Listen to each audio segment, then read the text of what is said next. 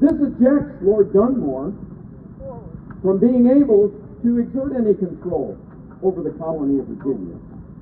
Virginia is freed from royal dominance at this point and can begin to supply the united effort emerging of all of the 13 colonies to offer itself in terms of its men, but especially supplies and provisions to the emerging war of the colonies against British forces in a greater sense.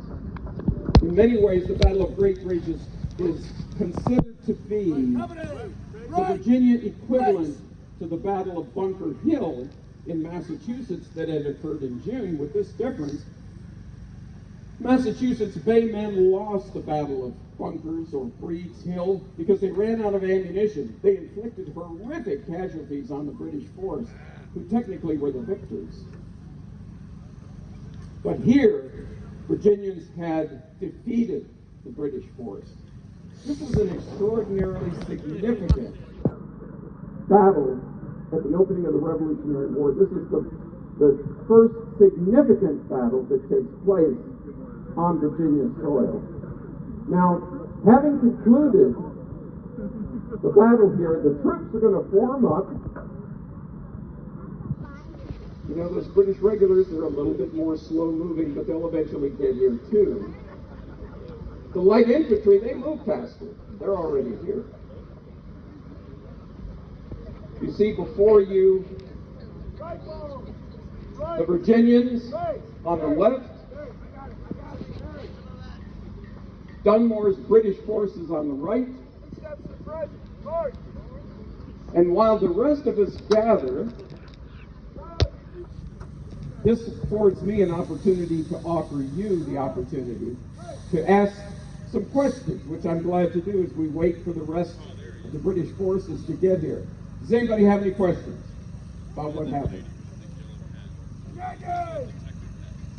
Yes, sir. Right there with the green food. Yes, they did. The question is, did the Virginians have an opportunity to cross the causeway and come back onto the island in front of where Fort Murray was? And the answer is yes, but they wouldn't do that until the next day. And what they found, they actually entered Fort Murray. They found all kinds of supplies that in their haste the British force had left, abandoned. But one of the other comments made was the ground appeared to be covered with blood, presumably from the wounded that were brought back. They were gone. They were on that road back to Norfolk. The battle where the British forces was concerned was over, but that's how they came across, when they came across, and what they found.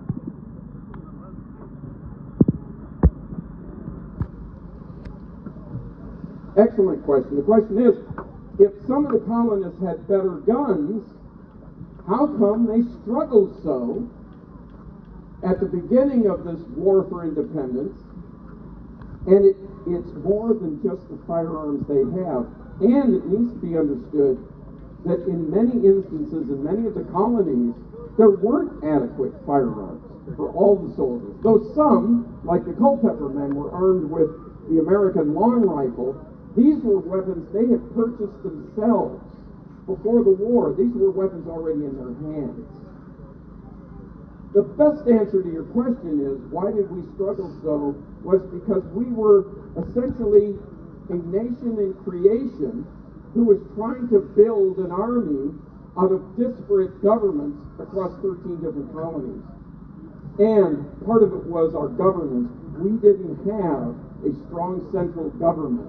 We had a Continental Congress, and it could not force colonies to appropriate money, to make money available. Another problem that the American forces had early in the war is, and the Virginia forces are an example of what I'm talking about here, is that depending on what colony you came from, you used a different military manual to march and fight against an enemy. So imagine 13 colonies with 13 different battle plans trying to work in concert with one another. The Virginia troops that are here at Great Bridge are using the King's Manual of 1764.